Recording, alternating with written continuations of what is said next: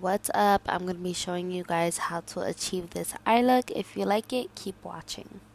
First, I'm going to be taking this burnt orange shade and I'm going to be applying it all over my crease. I do this very messy. Do not judge me because my work is beautiful and it's how I do it. So, I blend this all over the top of my crease. I just make sure that it looks very seamless below my brow. And that's all. And I'm gonna be reapplying the shade, building up the color.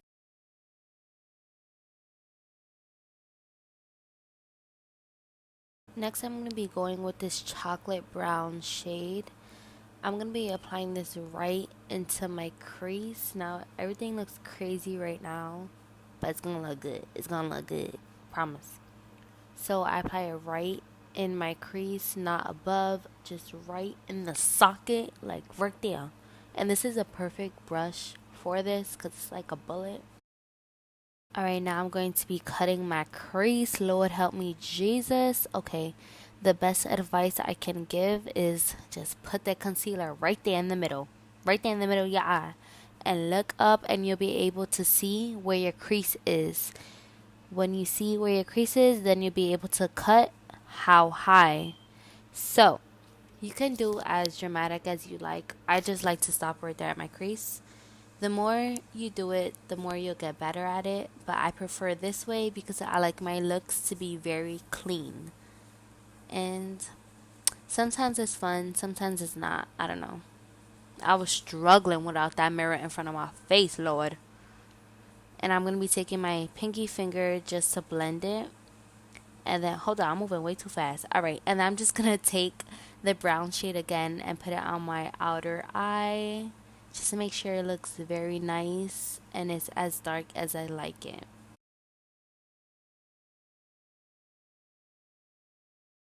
So I'm going to be taking this lid shade. Y'all, this palette is like $15. And y'all see the way it blends everything? And look at this lid shade.